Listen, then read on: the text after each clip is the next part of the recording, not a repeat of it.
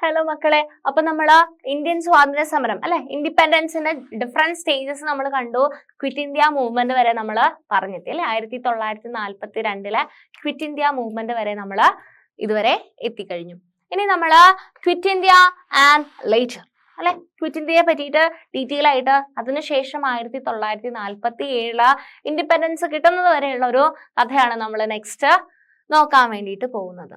And Mahatma Gandhi decided to initiate a new phase of movement against the British in the middle of the Second World War. British must quit India immediately, he told them.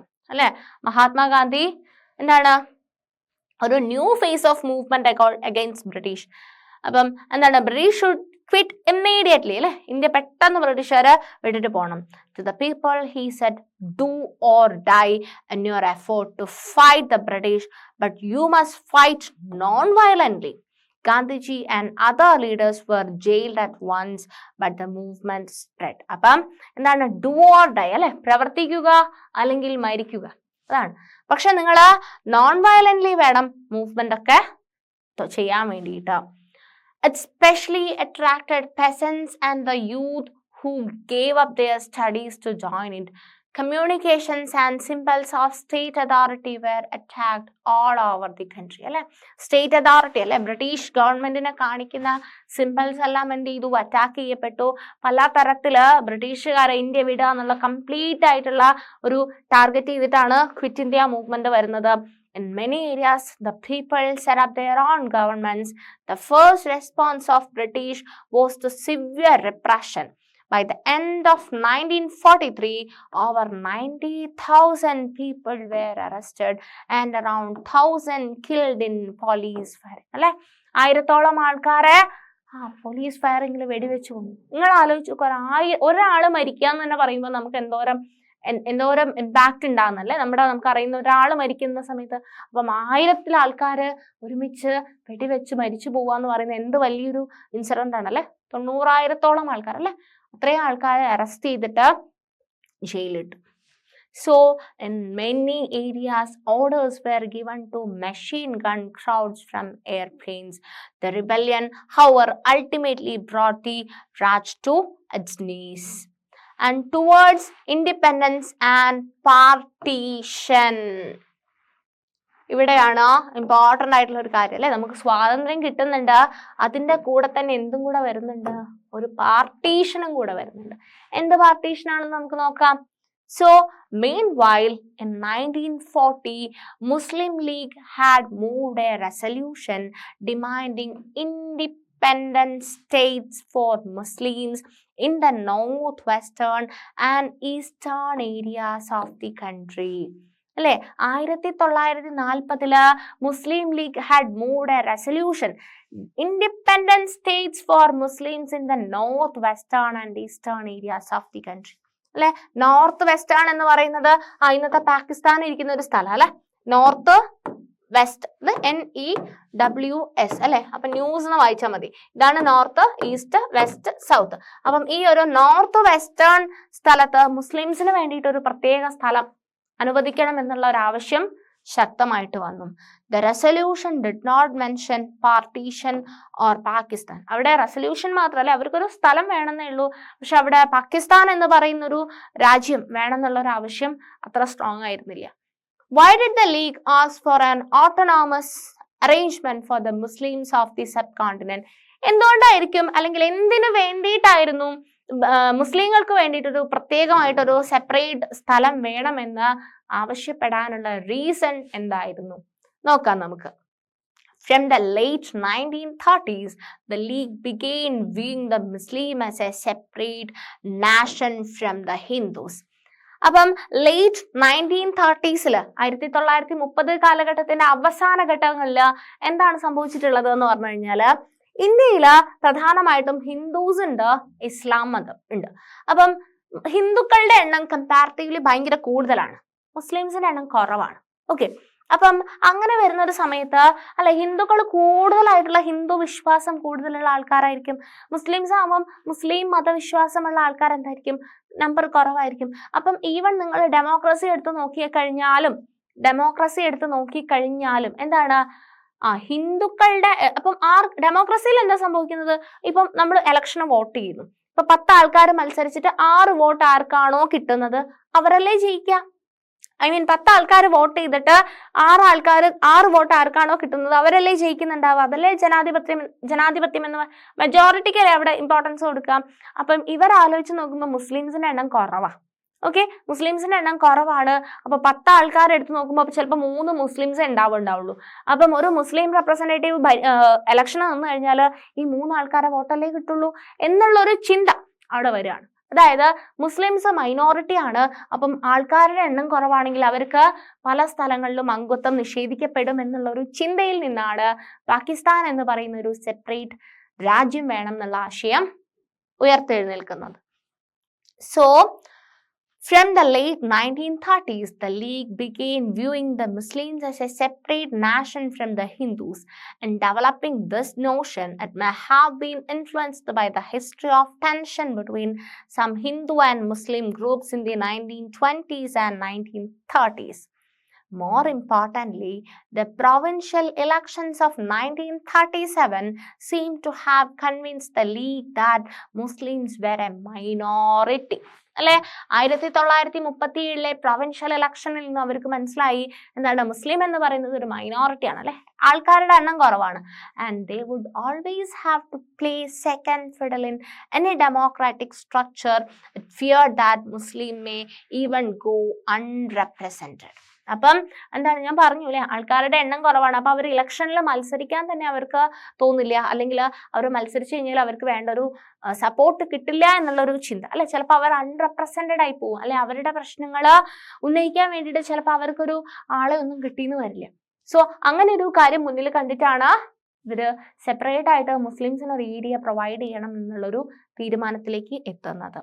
The Congress rejection of the League's desire to form a joint Congress League government in the United Provinces in 1937 also annulled the League.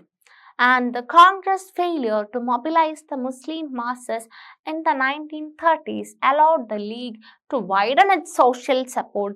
It sought to enlarge its support in the early 1940s when most Congress leaders were in jail. At the end of the war in 1945, 1945 യുദ്ധം അവസാനിച്ചു, രണ്ടാം ലോക യുദ്ധം അവസാനിച്ചു. The British opened negotiations between the Congress, the League and themselves for the independence of India. അല്ലെ, യുദ്ധം അവസാനിച്ചതിന് ശേഷം അതിനുള്ള ഇന്ത്യൻ ഇൻഡിപെൻഡൻസിന് വേണ്ടിയിട്ടുള്ള നെഗോഷിയേഷൻസ് നടക്കുകയാണ്. The talks failed because the League saw itself as the sole spokesperson for India's Muslims. അല്ലെ, India's മുസ്ലിംസിന് വേണ്ടിയിട്ട് ഇല്ല അവിടെ സംസാരിക്കാൻ ലീഗ് മാത്രമേ ഉള്ളൂ. ആൻഡ് അവിടെ ആ ഒരു സംസാരങ്ങളൊക്കെ എന്താവുകയാണ്, ലാസ്റ്റ് ഫെയിൽ ആവുകയാണ് ചെയ്യുന്നത്. The Congress could not accept this claim since a large number of Muslims still supported it. Elections to the provinces were again held in 1946. 1946 വീണ്ടും പ്രൊവിൻസസിലേക്കുള്ള എലക്ഷൻസ് കണ്ടക്ട് ചെയ്യപ്പെട്ടു. The Congress did well in the general constituencies, but the League's success in the seats reserved for Muslims was spectacular. It persisted with its demand for Pakistan. അപ്പൊ ആ ഒരു ഇലക്ഷനും കൂടെ കഴിഞ്ഞപ്പോ തന്നെ അവർക്ക് മനസ്സിലായി മുസ്ലിംസിനെ റെപ്രസെന്റ് ചെയ്യാൻ വേണ്ടിയിട്ട് ആരും ഉണ്ടാവില്ല, അല്ലെങ്കിൽ മുസ്ലിംസിന്റെ ഇഷ്യൂസ് സോൾവ് ചെയ്യാൻ വേണ്ടിയിട്ട് അവരുടെ ആവശ്യങ്ങൾക്ക് വേണ്ടിയിട്ട് പ്രവർത്തിക്കാൻ വേണ്ടിയിട്ട് ആരും ഉണ്ടാവില്ല എന്നുള്ളൊരു തോട്ട് അവിടെ വരികയാണ്. അതുകൊണ്ടുകൂടിയാണ് പാകിസ്ഥാൻ എന്ന് പറയുന്ന ഒരു സെപ്പറേറ്റ് രാജ്യം അല്ലെ, ഇന്ത്യ വിഭജിച്ചിട്ട് ഇന്ത്യയും പാകിസ്ഥാനും എന്നുള്ള രീതിയിൽ 2 രാജ്യങ്ങളായിട്ട് വേണം എന്നുള്ള ഒരു ആവശ്യത്തിന് ഈ ഒരു എലക്ഷൻ കൂടെയാണ് 1946 നടന്ന ആ ഒരു എലക്ഷനും കൂടി വലിയൊരു ഇൻഫ്ലുവൻസ് ഉണ്ട്. In March 1946, the British cabinet sent a 3-member mission to Delhi to examine this demand and to suggest a suitable political framework for a free India. This mission suggested that India should remain united and constitute itself as a loose confederation with some autonomy for Muslim majority areas. but it could not get the Congress and the Muslim League to agree to specific details of the proposal. Partition now become more or less inevitable. അപ്പം 1946 British cabinet ഒരു 3-member മിഷനിലെ ഡൽഹിയിലേക്ക് അയക്കുകയാണ് ഇന്ത്യയിലെ condition, അല്ലെ ഇന്ത്യയിലെ ഇൻഡിപെൻഡൻസുമായിട്ട് ബന്ധപ്പെട്ട് അല്ലെങ്കിൽ ഇന്ത്യയുടെ പാർട്ടീഷനുമായിട്ട് ബന്ധപ്പെട്ട സ്റ്റഡീസ് നടത്താൻ വേണ്ടിയിട്ട് അയക്കുകയാണ്. അവർ എന്താണ് പറഞ്ഞിട്ടുള്ളത്? Suggested that India should remain united and constitute itself as a loose confederation with some autonomy for Muslim majority areas. അല്ലെ മുസ്ലിം മെജോറിറ്റി ഏരിയാസിൽ കുറച്ച് ഓട്ടോണോമി കൊടുത്തുകൊണ്ടുള്ള ഒരു കാര്യമാണ് ആ 3-membered മിഷൻ സജസ്റ്റ് ചെയ്തിട്ടുണ്ടായിരുന്നത്. പക്ഷേ it could not get the Congress and the Muslim League to agree to specific details of the proposal. So അതുകൊണ്ടാണ് partition ഒരു inevitable ആയിട്ട് വന്നത്. And after the failure of the cabinet mission, the Muslim League decided on mass agitation for winning its Pakistan demand. It announced 16 August 1946 as Direct Action Day. 1946 August 16 direct action day ആയിട്ട് announce ചെയ്തു, അല്ലെ. അപ്പം ആ ഒരു cabinet മിഷന്റെ പരാജയത്തോടു കൂടി മുസ്ലിം എന്ത് ചെയ്തു? ഒരു പാകിസ്ഥാൻ എന്ന് പറയുന്ന ഒരു രാജ്യം വേണമെന്നുള്ള ഡിമാൻഡ് കുറച്ചും കൂടെ സ്ട്രോങ് ആവാൻ തുടങ്ങി. ഈ ഡയറക്റ്റ് ആക്ഷൻ ഡേയിൽ riots broke out in Calcutta, lasting several days and resulting in the death of thousands of people. അല്ലെ, അതൊരു കലാപമായിട്ട് മാറുകയാണ്, അല്ലെ. ബ്രിട്ടീഷ് അവർക്ക് പാകിസ്ഥാൻ എന്ന് പറയുന്ന മുസ്ലിംസിന് പാകിസ്ഥാൻ എന്ന് പറയുന്ന ഒരു സ്വതന്ത്ര രാജ്യം വേണം എന്നുള്ളൊരു demand, thousands of people death സംഭവിച്ചു. By March 1947 violence spread to different parts of northern India. Northern ഇന്ത്യയുടെ പല ഭാഗങ്ങളിലായിട്ട് ഈ ഒരു കലാപം സ്പ്രെഡ് ആവാൻ വേണ്ടിയിട്ട് തുടങ്ങി. Many 100,000 people were killed and numerous women had to face untold brutalities during the partition. അല്ലെ, ഒത്തിരി ആൾക്കാർ മരിക്കപ്പെട്ടു. Many women had to face untold brutalities during the partition.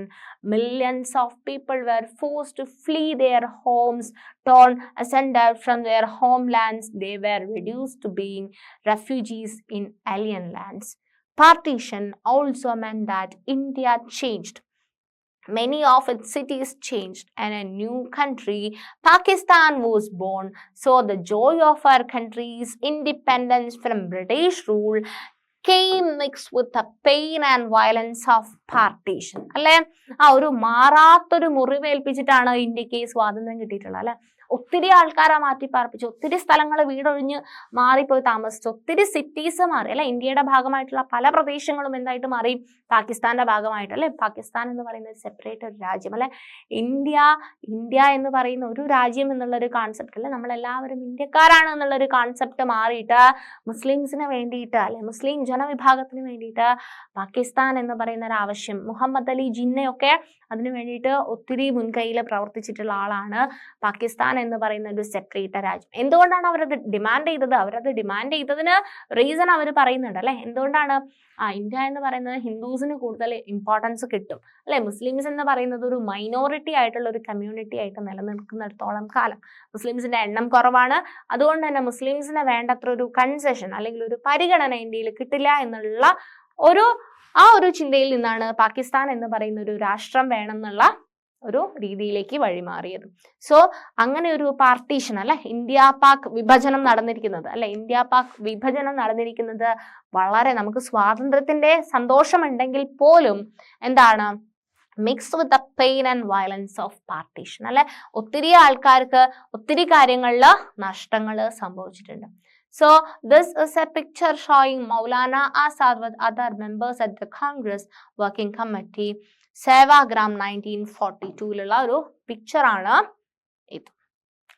Azad was born in Mecca to a Bengali father and an Arab mother. Bengali father and Arab mother. Well versed in many languages, Azad was a scholar of Islam and an exponent of the notion of Wahdatul Deen, the essential oneness of all religions. an active participation in Gandhian movements, and a staunch advocate of Hindu-Muslim unity. He was opposed to Jinnah's two nations theory. ഇപ്പോൾ മുഹമ്മദ് അലി ജിന്നയായിരുന്നു two nation theory അല്ലെ, 2 രാജ്യങ്ങൾ വേണം എന്നുള്ളൊരു theory മുന്നോട്ട് വെച്ചിട്ടുണ്ടായിരുന്നത്. So ഈ ഒരു image എന്ന് പറയുന്നത് എന്താണ്? ചക്രവർത്തി രാജഗോപാലാചാരി, സി രാജഗോപാലാചാരി ആണ് speaking to Gandhiji before Gandhi Jinnah talks. ഗാന്ധിയും ജിന്നയും തമ്മിലുള്ള, മുഹമ്മദ് അലി ജിന്നയും തമ്മിലുള്ള ടോക്ക് 1944 ആ ടോക്കിന് മുമ്പായിട്ട് സി രാജഗോപാലാചാരിയും ഗാന്ധിജിയും തമ്മിലുള്ള ഒരു ടോക്കിന്റെ ഒരു പിക്ചറാണ് ഇത്. A veteran nationalist and leader of the Salt Satyagraha in the South, C. Rajagopalachari, popularly known as Rajaji, served as member of the interim government of 1946 and as free ideals first Indian Governor General. Next, Sardar Vallabhai Patel. Sardar Vallabhbhai Patel അറിയാവോ നിങ്ങൾക്ക്? സർദാർ വല്ലഭായ് പട്ടേൽ എന്ന് കേട്ടിട്ടുണ്ടോ? ഇന്ത്യയുടെ ഉരുക്ക് മനുഷ്യൻ അല്ലെ, iron man of India എന്നൊക്കെ അറിയപ്പെടുന്നത് സർദാർ വല്ലഭായ് പട്ടേൽ ആണ്. played an important role in the negotiation for independence during 1945-47. 45-47 കാലഘട്ടത്തില് ഇന്ത്യൻ ഇൻഡിപെൻഡൻസിന് വേണ്ടിയിട്ട് ഒത്തിരി കാര്യങ്ങളിൽ മുൻപന്തിയിൽ നിന്നിട്ടുള്ള ആളാണ് സർദാർ വല്ലഭായ് പട്ടേൽ. ഈ ചാപ്റ്ററിൽ നമ്മൾ ആരുടെയൊക്കെ പേര് പഠിക്കുന്നോ അദ്ദേഹത്തിന്റെ എല്ലാം പേരുകൾ നിങ്ങൾ കറക്റ്റായിട്ട് ഓർത്തു വെക്കണം. Patel hailed from an impoverished peasant proprietor family of Nadiad, Gujarat.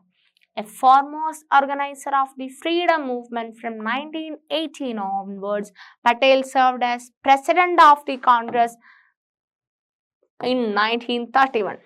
1931 Indian National കോൺഗ്രസിന്റെ പ്രസിഡന്റ് സ്ഥാനം അലങ്കരിച്ചിട്ടുള്ളത് ആരായിരുന്നു? സർദാർ വല്ലഭായ് പട്ടേൽ ആയിരുന്നു. Okay, so this is Sardar Vallabhbhai Patel. This is Muhammad Ali Jinnah അല്ലെ, പാകിസ്ഥാനിന് വേണ്ടിയിട്ട് സെപ്പറേറ്റ് ആയിട്ട് ഒരു കൺട്രി, ഒരു രാജ്യം അല്ലെ, മുസ്ലിംസിന് വേണ്ടിയിട്ട് സെപ്പറേറ്റ് ഒരു രാജ്യം വേണമെന്നുള്ള ഒരു ആശയം മുന്നോട്ട് വെച്ചതിൽ സ്ട്രോങ് ആയിട്ടുള്ള ഒരു വക്താവായിരുന്നു മുഹമ്മദ് അലി ജിന്ന വിത്ത് മഹാത്മാഗാന്ധി. സെപ്റ്റംബർ 1944 ഫോട്ടോയാണ് ഇത്. Okay, an ambassador of Hindu-Muslim unity until 1920. 1920 വരെ ഹിന്ദു മുസ്ലിം യൂണിറ്റിക്ക് വേണ്ടിയിട്ട് ശക്തമായിട്ട് ആവശ്യപ്പെട്ടു. Jinnah played an important role in making of the Lucknow Pact. He reorganized the Muslim League after 1934. 1934 മുസ്ലിം ലീഗിനെ റീഓർഗനൈസ് ചെയ്തു and became the major spokesperson for the demand for Pakistan. Pakistan എന്ന് പറയുന്ന രാജ്യത്തിന് വേണ്ടിയിട്ട് അല്ലെ പ്രത്യേകമായിട്ട് സംസാരിച്ചിട്ടുള്ള ആളായിരുന്നു Muhammad Ali Jinnah. So Khan Abdul Ghaffar Khan, the Pashtun leader from the northwest frontier province, with his colleagues at a peace march through Bihar, March 1947. ആ ഒരു ഫോട്ടോ ആണ് ഇത്. So also known as Badshah Khan എന്നറിയപ്പെടുന്നത് ഖാൻ അബ്ദുൾ ഗാഫർ ഖാൻ ആണ് കേട്ടോ. He was the founder of the Khudai Khidmatkas, a powerful non-violent movement among the Pathans of his province. Badshah Khan was strongly opposed to the partition of India. He criticized his Congress colleagues for agreeing to the 1947 division. അപ്പം colleagues പാർട്ടീഷനെ support ചെയ്ത സമയത്ത് അദ്ദേഹം strong ആയിട്ട് criticise ചെയ്തിട്ടുണ്ടായിരുന്നു. So ഇനി നമ്മൾ next നോക്കാം. അപ്പം നമ്മൾ ഇന്ത്യൻ മൂവ്മെന്റിൽ ഇമ്പോർട്ടൻ്റ് ആയിട്ടുള്ള ആൾക്കാരുടെ ഒക്കെ അവരുടെ ഒക്കെ ഫോട്ടോസ് നമ്മൾ കണ്ടു അല്ലെ. ആരാണ്? മൗലാന ആസാദ്, അതുപോലെ തന്നെ സി രാജഗോപാലാചാരി, സർദാർ വല്ലഭായ് പട്ടേൽ, മുഹമ്മദ് അലി ജിന്ന, അതുപോലെ തന്നെ ഖാൻ അബ്ദുൾ ഗാഫർ ഖാൻ. ഓക്കെ, ഇനി നമ്മൾ ആഫ്രിക്കയിലെ നാഷണലിസം എന്ന് പറയുന്ന കൺസെപ്റ്റിനെ പറ്റിയിട്ട് ജസ്റ്റ് ഒന്ന് നോക്കിയിട്ട് പോവാട്ടോ. So nationalism in Africa, the case of ഗാന. ഘാനയിലെ കാര്യമാണ് പറയുന്നത്. The late 19th and early 20th centuries witnessed the rise of nationalism in many Afro-Asian countries. And many of these nationalism arose as a part of the anti-colonial struggles for independence. Colonial rule in Africa was dictatorial. Only the chiefs were allowed to rule on behalf of the foreign powers. Alternatively, laws affecting Africans were created in all-white legislatures. Africans had no decision-making powers or representation not until after the Second World War at least. അപ്പം African people എന്തുണ്ടായിരുന്നില്ല? Africans had no decision-making powers or representation not until after the Second World War at least. The forcible takeover of land from local owners or users increased the taxation and poor working conditions. Poor working condition important ആണ്. Poor working condition led to many African protests. അപ്പോൾ tax കൂട്ടി, അതുപോലെ തന്നെ poor working conditions, ഇതെല്ലാം African ജനത against ആയിട്ട് fight ചെയ്യാൻ വേണ്ടിയിട്ടുള്ള കാര്യങ്ങളാണ്. In 1957, Ghana, known until then as the Gold Coast, became the first sub-Saharan African country to gain independence. അങ്ങനെ ഇൻഡിപെൻഡൻസ് കിട്ടുകയാണ് 1957. The freedom movement was led by Kwame Nkrumah Convention People's Party through strikes, boycotts and mass rallies. In 1951, this party won a huge electoral victory. It opposed the existing system in which the British rulers has allowed the chiefs to nominate representative to the legislature. അല്ലെ, British ഗവൺമെന്റിന്റെ സമയത്തിന് ചീഫ്സിനായിരുന്നു അതിനുള്ള ഒരു position, അല്ലെങ്കിൽ ആ ഒരു കാര്യം ചെയ്യാനുള്ള ഒരു അധികാരം ഉണ്ടായിരുന്നത്. ഓക്കെ, അപ്പൊ അതിനുശേഷം അത് മാറി മറിയുകയാണ്. It pressed the British to grant the legislature that contained no nominated or special members and won this demand in 1954.